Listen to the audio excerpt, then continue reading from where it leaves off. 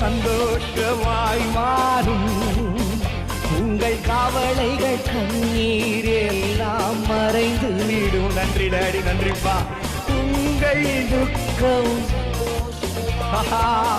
ஆமா, உங்கள் கவலைகள் கண்ணீர் எல்லாம் மறைந்து விடும். பிரியமானவர்களே, உங்கள் யாவருக்கும் அன்பின் வாழ்த்துக்கள். ஆண்டவரும் அருமை இரட்சகருமாய் இயேசுவின் நாமத்தில் நான் உங்களை வாழ்த்துகிறேன்.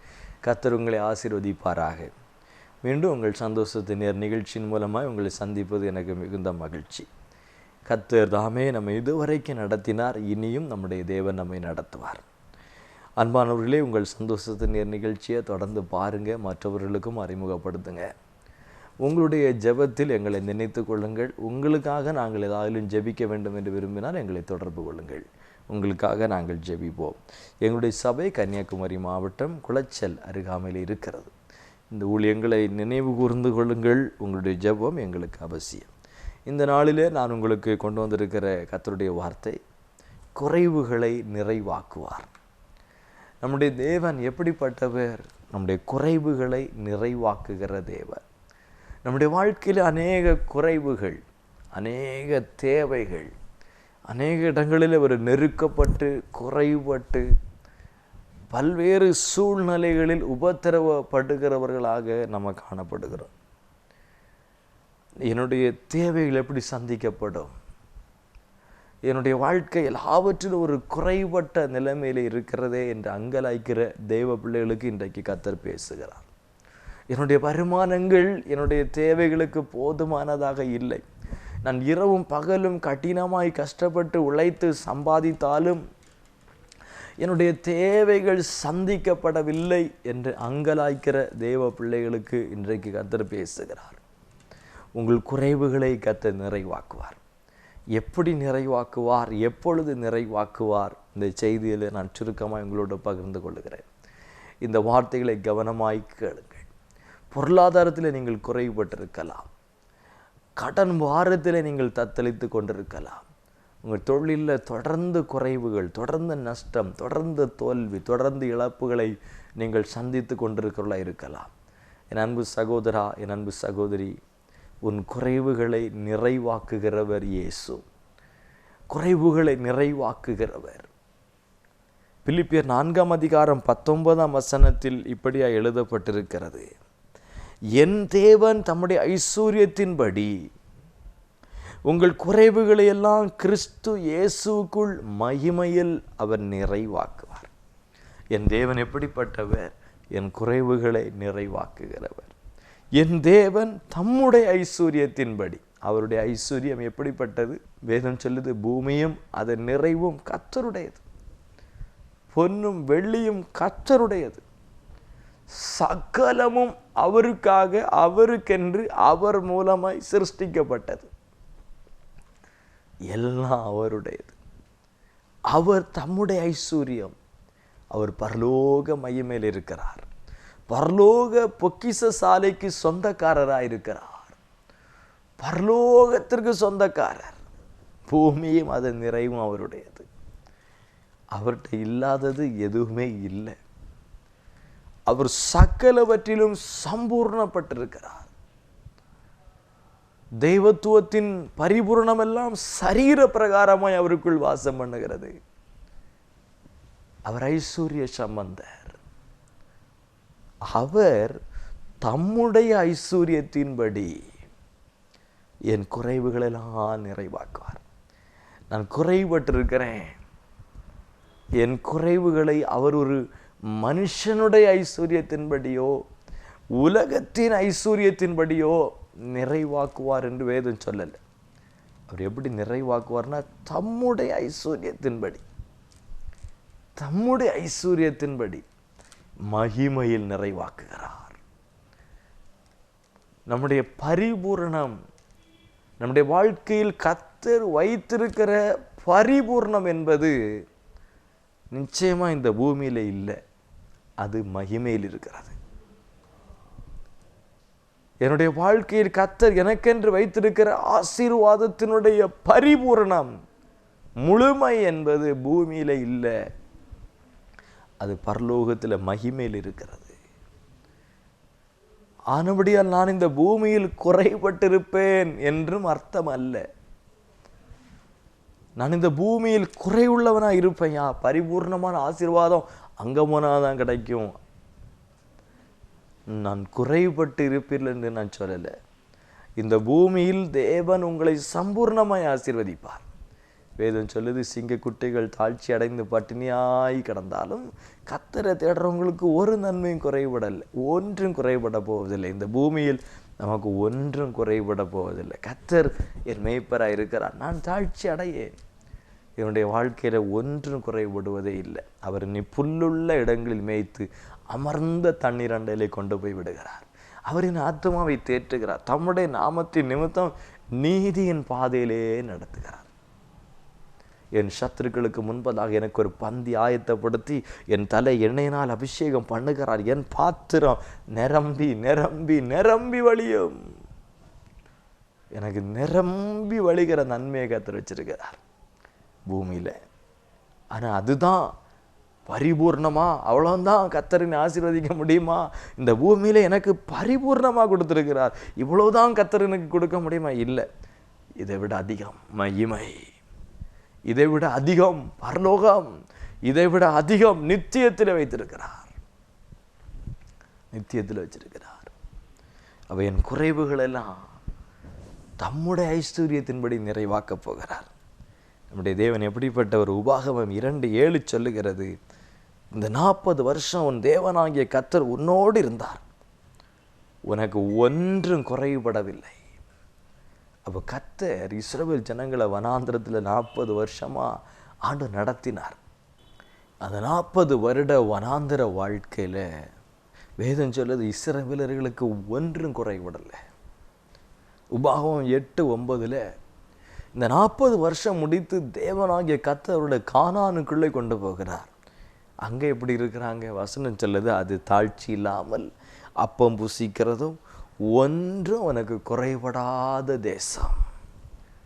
அப்போ தேவனாகிய கர்த்தர் தன் ஜனத்தை எப்பொழுதுமே குறைவே இல்லாமல் நடத்துகிறவர், குறைபடாமல் நடத்துகிறவர். ஏசாயா 58:11 சொல்லுகிறது, கர்த்தர் நித்தமும் உன்னை நடத்தி மகா வறட்சியான காலங்களிலும் உன் ஆத்துமாவை திருப்தியாக்கி உன் எலும்புகளை நினமுள்ளதாக்குவார்.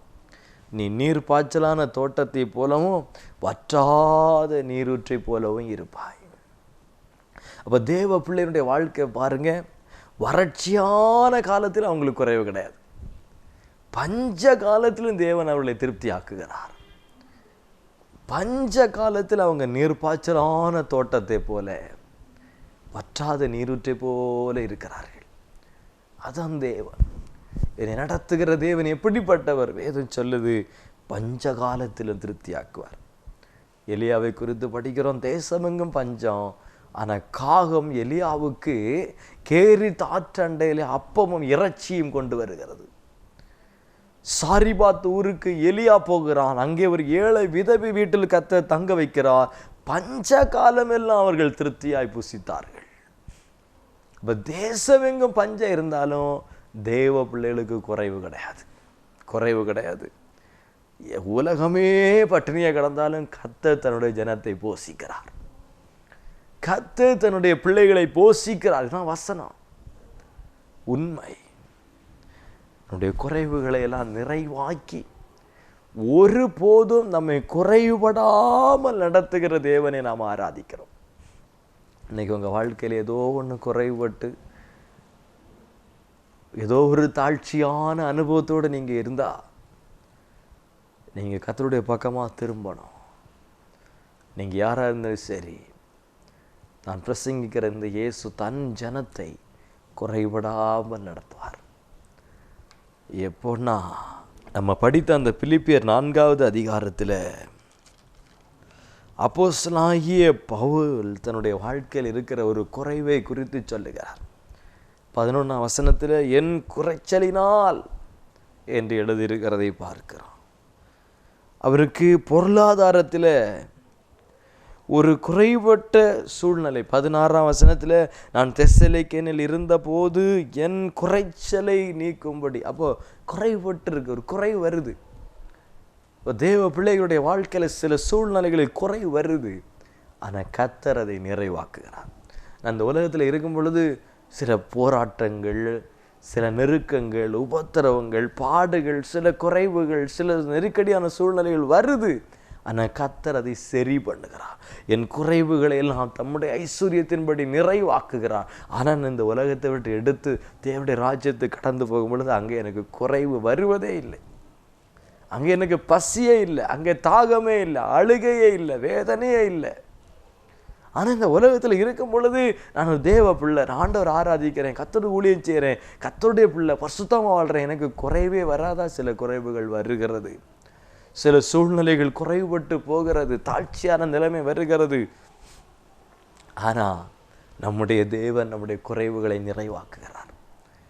நம்முடைய தேவன் தம்முடைய ஐஸ்வர்யத்தின்படி நம்முடைய குறைவுகளை நிறைவாக்குகிறார். விசுவாசியுங்கள் தேவ பிள்ளைகளே. உங்கள் வாழ்க்கையில் சில குறைவு, நான் கர்த்தரை இவ்வளவா தேடியும், கர்த்தரை இவ்வளவா ஆராதிச்சும், கர்த்தரை இவ்வளவா பிடித்து, கர்த்தருக்காக இவ்வளவு ஊழி செய்தோம், எனக்கு இது குறைபட்டிருக்குதேன்னு கலங்காதீங்க. உங்கள் குறைவுகளை நிறைவாக்குவார். அப்போஸ்தலனாகிய பவுல் தன் ஊழிய பாதையிலே ஒரு குறைவுபட்டிருக்கிறார். அனுதின தேவைகள் கூட சந்திக்கப்படாத நிலைமைக்கு தள்ளப்பட்டிருக்கிறார். பசியில் இருக்கக்கூடிய ஒரு சூழ்நிலை வருகிறது. அந்த நேரத்தில் கர்த்தர் பாருங்க அவருடைய குறைவுகளை எல்லாம் நிறைவாக்குனதாக அவர் எழுதுகிறார். 18ஆம் வசனத்தில், பிலிப்பியர் 4:18, எல்லாம் எனக்கு கிடைத்தது, பரிபூர்ணமும் உண்டாயிருக்கிறது, உங்களால் அனுப்பப்பட்டவைகளை சுகந்த வாசனையாய் தேவனுக்கு பிரியமான உகந்த பலியுமாய் எப்பா பிரேரித்து விட்டு பெற்றுக்கொண்டேன். அப்பா திருப்தி அடைஞ்சிருக்கிறேன், நான் திருப்தியாக இருக்கிறேன்னு எழுதுகிறார்.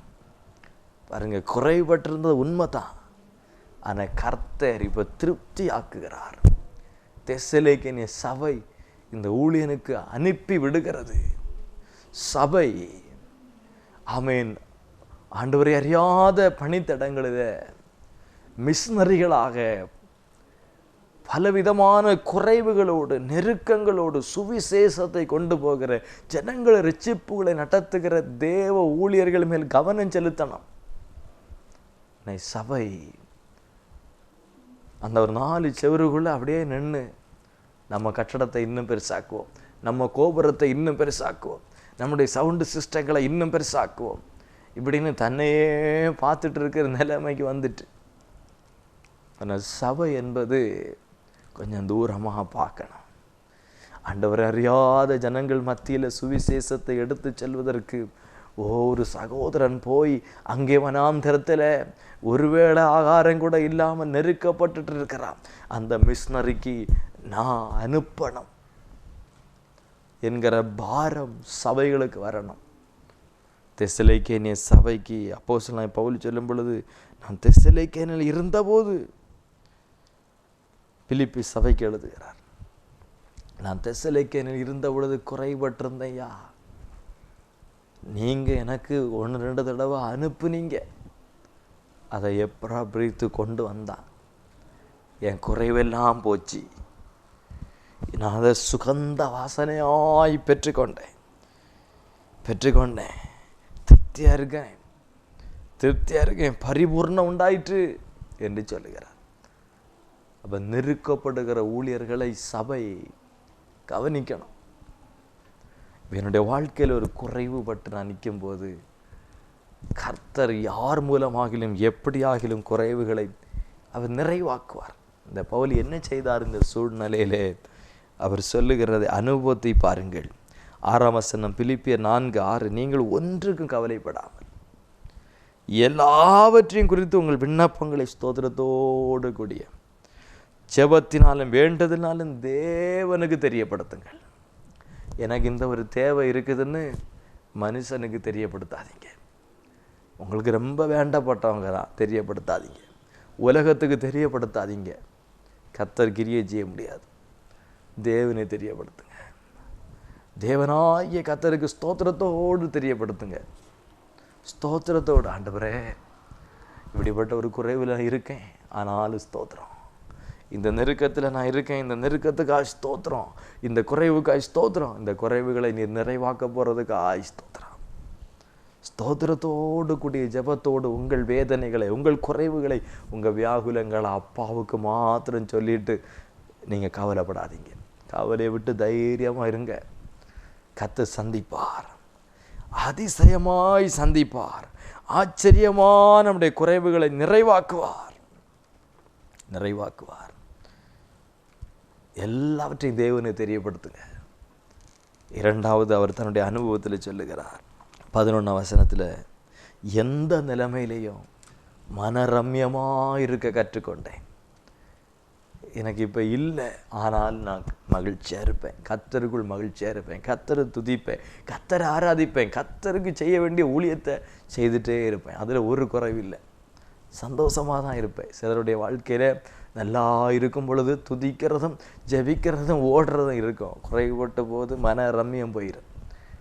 ஏதோ ஒரு சோர்வும் கலக்கமும் கவலையும் உள்ள வந்து ஊழியத்தை விட்டுருவாங்க. அநேக ஊழியர்கள் குறைபட்டு போகும் பொழுது தங்களுடைய மன ரம்யத்தை, சந்தோஷத்தை இழந்து அவங்க எல்லாம் நல்லா இருக்காங்க, கர்த்தர் எனக்கு ஒன்றும் தரல, ஊழியம் செய்யாண்டான் அப்படின்னு ஒதுங்குவாங்க. அவங்க வாழ்க்கையில் குறைவு நிறைவாகவே செய்யாது.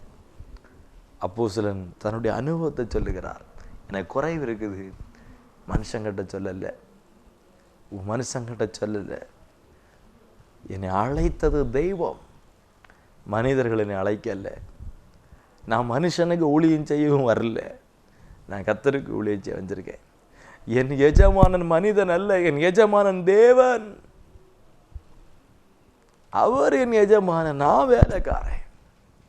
அவர் அநீதியுள்ள எஜமானன் அல்ல, அவர் அநீதியுள்ள எஜமானன் அல்ல, பொல்லாத எஜமானனும் அல்ல. இன்னைக்கு சாதாரண மனிதர்கள் தங்கள் பிள்ளைகளுக்கு நல்ல ஈவுகளை கொடுக்க அறிந்திருக்கும் போது நான் ஏன் கவலைப்படணும்? எனக்கு ஒரு எஜமானன் இருக்கிறார், அவர் என் சூழ்நிலைகளை அறிந்திருக்கிறார், நான் வேலைக்காரன். பொல்லாதவளாகிய மனிதர்கள் தங்கள் பிள்ளைகளுக்கு நல்ல ஈவுகளை கொடுக்க அறிந்திருக்கும் பொழுது நீதிபரராகிய என் தேவன், அன்பு நிறைந்தவர், நிச்சயமா என் குறைவுகளை நிறைவாக்குவார். இந்த உலகத்தில் எந்த தகப்பனும் தன் பிள்ளை மீனை கேட்டால் பாம்பை கொடுக்க மாட்டான். எந்த தாயும் அப்பத்தை கேட்டால் கல் கொடுக்கதில்லை. அம்மா பசிக்குது சாப்பாடு தான்னு கேட்கும்போது எந்த தாயும் தன் பிள்ளைக்கு மண்ணை வாரி கொடுக்க மாட்டா. நல்ல ஆகாரத்தை தன் பிள்ளைகளுக்கு கொடுக்கிறாள். பொல்லாதவர்களாகிய நாமே நம்முடைய பிள்ளைகளுக்கு என்ன தேவை, நான் நம்மை மறந்து, நம்முடைய தேவைகளை மறந்து, நம்மை ஒடுக்கி, நம்மை தாழ்த்தி நம்ம பிள்ளைகளுக்கு எவ்வளவோ செய்கிறோம். நாம எப்படின்னா நம்முடைய பரம தகப்பன் எப்படிப்பட்டவராக இருப்பார். அதனால நம்ம மனுஷனை நம்புறதை விட்டுட்டு தெய்வனை நம்பணும். அவருக்கு மாத்திரம் சொல்லிக்கொண்டு, அவருக்கு தெரியப்படுத்தி கொண்டு நாம் ஸ்தோத்திரம் பண்ணிக்கொண்டே இருந்தால் அவர் சந்திக்கிறார். அவரின் தேவையை சந்திக்கும் வரைக்கும் நான் சில குறைவுகளோடு இருந்தாலும் அதிலேயே மன ரம்யமாக இருக்கணும், மன சந்தோஷமாக இருக்கணும் என்பதுதான் அப்போஸ்தலன் சொல்லுகிற இரண்டாவது அனுபவம். எந்த நிலைமையிலும் மன ரம்யமாக இருக்க கற்றுக்கொண்டேன். எனக்கு சாப்பாடு இருக்குதோ இல்லையோ, என் தேவை சந்திக்கப்பட்டதோ இல்லையோ, நான் குறைபட்டு இருக்கிறேன், என் வீட்டில் பசி பட்டினி தான், ஆனால் எனக்குள்ள ஒரு சந்தோஷம் இருக்கிறது. மகிழ்ச்சியார் வெளியில் காட்டுறதே இல்லை, வெளியில் சிரிச்சுட்டே இருப்பேன், துதித்து கொண்டே இருப்பேன், ஓடிக்கொண்டே இருப்பேன். இதுதான் தேவன் என்னுடைய குறைவுகளை நிறைவாக்குவதற்கான வழி. குறைபட்டு போன உடனே நான் சோர்ந்து போய் துக்க முகத்தோடு, வாடின முகத்தோடு, அவன் கர்த்தருக்கு செய்ய வேண்டியதான ஊழியங்களை செய்யாமல் ஒரு ஓரமாக ஒதுங்கி போகும் பொழுது என்னுடைய வாழ்க்கையில் குறைவு கூடுமே தவிர என் தேவன் தம்முடைய ஐஸ்வர்யத்தின்படி என் குறைவுகளை நிறைவாக்க முடியாது. மூன்றாவது 12ஆம் வசனம் சொல்லுகிறது, தாழ்ந்திருக்கவும் எனக்கு தெரியும், வாழ்ந்திருக்கவும் எனக்கு தெரியும், எவ்விடத்திலும் எல்லாவற்றிலும் திருப்தியாக இருக்கவும் பட்டினியாக இருக்கவும் பரிபூரணப்படவும் குறைபடவும் போதிக்கப்பட்டிருக்கிறேன். என்னை பலப்படுத்துகிற கிறிஸ்துவினாலே எல்லாவற்றையும் செய்ய எனக்கு பலன் உண்டு. ஐயா, எனக்கு வாழ்ந்திருக்கவும் தெரியும், தாழ்ந்திருக்கவும் தெரியும். வாழ்ந்திருக்கவும் தெரியும், தாழ்ந்திருக்கவும் தெரியும். பரிபூர்ணப்பட்டிருக்கவும் எனக்கு தெரியும், குறைபட்டிருக்கவும் தெரியும். எந்த சூழ்நிலையிலையும் சமாளித்து போவேன். இன்னைக்கு சாப்பாடு இருக்குதா, சாப்பிட்டுட்டு ஸ்தோத்திரம் பண்ணுறேன். நாளைக்கு இல்லையா, சாப்பாடு இல்லை, ஸ்தோத்திரம் பண்ணுகிறேன். சாப்பிடாம ஸ்தோத்திரம் பண்ணுகிறேன். இந்த அனுபவம் வேணும். எந்த சூழ்நிலையிலையும் ஆமாம், அதை சகித்து, அதை சமாளித்து, அதை ஏற்றுக்கொண்டு கர்த்தர் எனக்கு இதை அனுமதித்திருக்கிறார். எனக்கு வாழ்ந்திருக்கவும் தெரியும், தாழ்ந்திருக்கவும் தெரியும். சிலர் வாழ்ந்திருக்க மட்டும்தான் தெரியும். இப்படி நாங்கள் சுகமாய் வாழ்ந்தவர்கள், லக்ஸரியா அப்படி வாழ்ந்து அப்படியே பழகிட்டு, அதை தவிர ஒரு சாதாரணமான ஏழ்மையான நிலைமை எனக்கு வாழ தெரியாது. 10,000க்குள்ள வஸ்திரம் தான் நான் போட்டு பழகியிருக்கேன். விலை உயர்ந்த வஸ்திரங்களை தான் தரித்து பழகியிருக்கேன். சுவையான ஆகாரங்களை தான் சாப்பிட்டு பழகியிருக்கேன். இதெல்லாம் முடியாது எனக்கு. ஆமாம், நான் நல்ல ஏசி ரூமில் நல்ல குஷன் பெட்டில் தான் படுத்து பழகினவன். இந்த தரையில் படுக்க முடியாது. இந்த அனுபவம் என்னை குறைவுள்ளவனாய் மாற்றும், குறைவுள்ளவனாய் மாற்றும். இன்றைக்கி கர்த்தர் என்னை ஏசி ரூமில் படுக்க வச்சிருக்கிறார், ஸ்தோத்திரம். நாளைக்கு என்ன தரையில் ஆமென் பிளாட்ஃபார்மில் படுக்க வச்சா நான் அங்கே படுத்துக்கொள்வேன். கர்த்தர் ஸ்தோத்திரம். இவர்கள் வாழ்க்கையில் குறைவுகள் நிறைவாகி கொண்டே இருக்கும். எந்த நிலையிலும் எல்லாவற்றிலும் நான் பழகி கொண்டேன் என்று அப்போஸ்தலன் சொல்லுகிறார். அது என்னுடைய பலன் அல்ல, என்னை பலப்படுத்துகிற தேவன் என்று சொல்லுகிறார். என்னுடைய வாழ்க்கையிலே என் தேவன் என் குறைவுகளை நிறைவாக்க முடியும். இன்னைக்கு எனக்கு இல்லை, அதில் நான் வாழ பழகணும். எனக்கு இன்னைக்கு இல்லையா, அதுக்காக கடன் வாங்கி நான் இப்படி தான் வாழுவேன் என்கிற நிலைமைக்கு போகக்கூடாது. அந்த வாழ்க்கை இப்படி எனக்கு இன்றைக்கு இல்லை, இன்றைக்கு இப்படியே வாழ்வேன். இந்த அனுபவத்துக்குள்ளே நம்ம பழகணும். இன்றைக்கி எனக்கு இல்லையா, ஆனாலும் நான் மனரம்யமாக இருப்பேன். இந்த அனுபவத்துக்குள்ளே பழகணும். எனக்கு ஒரு தேவை, என் தேவனை தெரியப்படுத்தி ஸ்தோத்திரம் பண்ணி கொண்டே இருப்பேன். இந்த அனுபவத்துக்குள்ளே நம்ம வளரணும். தேவன் நம்முடைய குறைவுகளை நிறைவாக்குவார், நம்முடைய குறைவுகளை நிறைவாக்குவார். ஆகாய் 1:6 நம்ம படிக்கிறோம். நீங்கள் திரளாய் விதைத்தும் கொஞ்சமாய் அறுத்து கொண்டு வருகிறீர்கள். நீங்கள் புசித்தும் திருப்தியாகவில்லை, குடித்தும் பரிபூர்ணமடையவில்லை. நீங்கள் வஸ்திரம் உடுத்தியும் ஒருவனுக்கும் குளிர் விடவில்லை. கூலியை சம்பாதிக்கிறவன் பொத்தலான பையிலே போடுகிறது போல அதை சம்பாதிக்கிறார். பாருங்க, கஷ்டப்பட்டு சம்பாதிக்கிறோம், ராத்திரி பகலை உழைச்சி சம்பாதிக்கிறோம், எங்கே போகுதுன்னே தெரியல. 1ஆம் தேதி சம்பளம் வாங்குகிறோம், 10ஆம் தேதி வர்றதுக்குள்ள எல்லாம் காலி. ஒரு பொத்தலான பையில், ஓட்ட பையில் போட்டது போல எல்லாம் எங்கே போகுதுன்னே தெரியல. நீங்கள் அநேகர் சொல்கிறாங்க, கஷ்டப்பட்டு சம்பாதிக்கிறேன், ராத்திரி பகலை உழைச்சி சம்பாதிக்கிறேன், ஒன்றுமே சேர்க்க முடியலை, வருகிற வருமானம் எல்லாம் எங்கே போகுதுன்னே தெரியலை. ஒரு குறைவு, கடன், என்னைக்கும் ஒரு குறைவுபட்ட சூழ்நிலையில வாழ்க்கை போகுது. என்ன காரணம்? உங்கள் வழியை சிந்தித்து பாருங்கள் என்று சேனைகளின் கர்த்தர் சொல்லுகிறார். நீங்கள் மலைக்கு மேலே ஏறி போய் மரங்களை வெட்டி கொண்டு வந்து ஆலயத்தை கட்டுங்கள், அதின் மேல் நான் பிரியமாக இருக்கிறேன், அதில் என் மகிமை விளங்கும். என் வீடு பாழாக கிடக்குதுயா, நீ சுகமாய் வாழ வேண்டும் என்று விரும்புகிறாய். என் வீடு பாழாக கிடக்குது, தேவனுடைய வீடு பாழாய் கிடக்குது. நீ எனக்கு என்ன? ஆலயத்தில் ஆகாரம் இருந்தா என்ன, ஆலயத்தில் ஊழியம் நடந்தா என்ன, ஊழியக்காரன் சாப்பிட்டா என்ன, ஊழியத்தினுடைய தேவைகள் சந்திக்கப்பட்டா என்ன, நான் என் குடும்பம் என் பிள்ளைகள் என்று சுகபோகமாய் வாழ விரும்புகிறாய், அதுதான் காரணம் என்று கர்த்தர் சொல்லுகிறார். மல்கியா 3:10 சொல்லுகிறது, என் ஆலயத்தில் ஆகாரம் உண்டாகும்படி உங்கள் தசம பாகங்களெல்லாம் பண்ட சாலையிலே கொண்டு வாருங்கள்.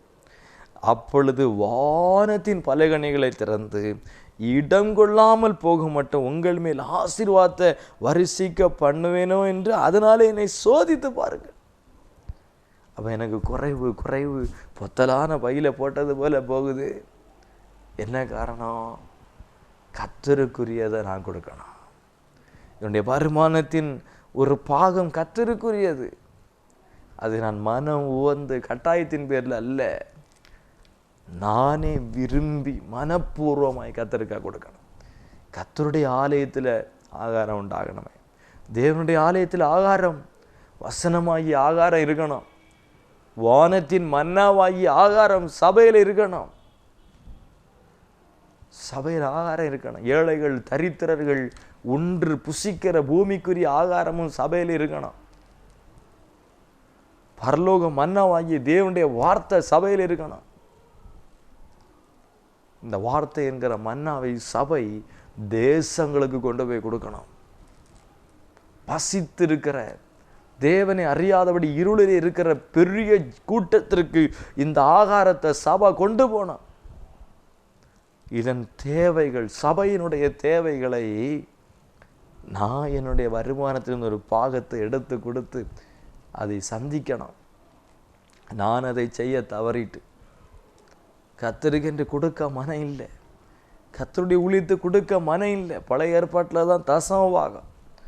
புதிய ஏற்பாட்டில் என் மன விருப்பத்தின்படி, எவ்வளவோ என் மன விருப்பத்தின்படி எனக்கு திராணிக்கு தக்கதாக, என் திராணிக்கு மிஞ்சிய நான் கர்த்தருக்கென்று கொடுக்கும் பொழுது என் தேவன் தம்முடைய ஐஸ்வர்யத்தின்படி என் குறைவுகளெல்லாம் நிறைவாக்குவார். குறைவுகளெல்லாம் நிறைவாக்குவார்.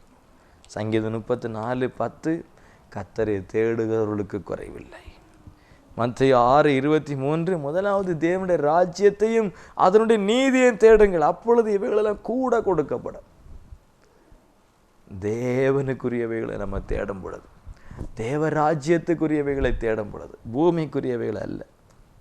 நான் தேவனுடைய ராஜ்யத்துக்கு போக இன்னும் என்ன செய்யணும், எனக்குள்ள என்ன மாற்றம் வேணும், இன்னும் நான் எங்கே திருந்தணும், எதை மாற்றிக்கொள்ளணும், எதை செய்யணும் அப்படிங்கிற ஒரு தேடல், கர்த்தருக்கு ஏற்ற விதமான ஒரு தேடல், ஒரு பரிசுத்தமான ஒரு தேடல், அது வந்துட்டாலே கர்த்தரின் குறைவுகளை நிறைவாக்குவார். என் குறைவுகளை நிறைவாக்குவார். என் தேவன் தம்முடைய ஐஸ்வர்யத்தின்படி என் குறைவுகளை நிறைவாக்குவார். நான் எந்த நிலைமையிலும் மனரம்யமாயிருக்க கற்றுக்கொண்டு, எந்த நிலைமையிலும் வாழ பழகி கொண்டு, என் தேவைகளை என் தேவனுக்கு மாத்திரம் சொல்லி நான் ஸ்தோத்திரம் பண்ணி ஜெபித்து கொண்டிருக்கும் பொழுது என் தேவைகளை சந்திக்கிறார். நான் என் வருமானத்தின் ஒரு பாகத்தை கர்த்தருக்கென்று கர்த்தருடைய ஆலயத்தில் ஆகாரம் உண்டாகும்படி, கர்த்தருடைய ஆலயத்தில் கண்ட இடத்துல பலி செலுத்தக்கூடாதுன்னு வேதத்தில் இருக்கு. கர்த்தருடைய ஆலயத்தில் உங்கள் பலி செலுத்தப்படலாம். நீங்கள் ஆராதிக்கிற உங்களுடைய ஆலயத்தில் ஆகாரம் உண்டாகும்படி, அந்த ஊழியங்களை தாங்கும்படி நீங்கள் கர்த்தருக்கென்று கொடுக்கணும். கொடுக்கும் பொழுது தேவன் உங்கள் குறைவுகளை நிறைவாக்குவார். தேவனுடைய ராஜ்யத்துக்கு ஏற்ற விதமான காரியங்களை நீங்கள் தேடணும். நான் எங்கே மனம் திரும்பணும், நான் ரட்சிக்கப்படணும், ஞானஸ்தானம் பெறணும், பரிசுத்த ஆவியை பெறணும், ஆத்துமாதாயம் பண்ணணும், இன்னும் என் குடும்பம் ரட்சிக்கப்படணும், என் பிள்ளைங்க ரட்சிக்கப்படணும், நான் பரலோகத்துக்கு போவதுக்கு என்னை தகுதிப்படுத்தி கொள்ளணுமே, அதுக்கு நான் இன்னும் அறியணும், வேதத்தை அறியணும், கூட்டங்களுக்கு போகணும், ஆராதனைகளுக்கு போகணும். அந்த தேடல், தேவனுடைய ராஜ்யத்தை, அவனுடைய நீதியையும் தேடணும். என் குறைவுகளெல்லாம் அவர் நிறைவாக்குவார், மகிமையில் நிறைவாக்குவார். ஜெபிப்போமா? எங்கள் நல்ல பிதாவே, இந்த மகிமையான வேளைக்காய் ஸ்தோத்திரம். என் குறைவுகளை நிறைவாக்குகிற தேவன், தம்முடைய ஐஸ்வர்யத்தின்படி என் குறைவுகளை மகிமையில் நிறைவாக்குகிறவர். இன்றைக்கும் இந்த நிகழ்ந்த செய்தியை கேட்டுக்கொண்டிருந்த அநேக பிள்ளைகளுடைய வாழ்க்கையில் குறைவுகள், ஏமாற்றங்கள், தோல்விகள், ஆண்டவரே இவர்களுடைய குறைவுகள் எல்லாம் நிறைவாகும்படி என் தேவன் கிருபை செய்வீராக. குறைவுகள் எல்லாம் நிறைவாக்குவீராக. அற்புதங்களையும் அதிசயங்களையும் காணப்படணும். ஆசீர்வதி. இயேசுவின் நாமத்தில் ஜெபிக்கிறோம் நல்ல பிதாவே, ஆமென். உங்கள் குறைவுகள் நிறைவாகும், உங்கள் துக்கம் சந்தோஷமாய் மாறும். ஆமென். துக்கம் சந்தோஷமாய் மாறும். உங்கள் கவலைகள் கண்ணீர் எல்லாம் மறைந்து விடும். நன்றி டாடி, நன்றிப்பா. உங்கள் துக்கம் ஆமா, உங்கள் கவலைகள் கண்ணீர்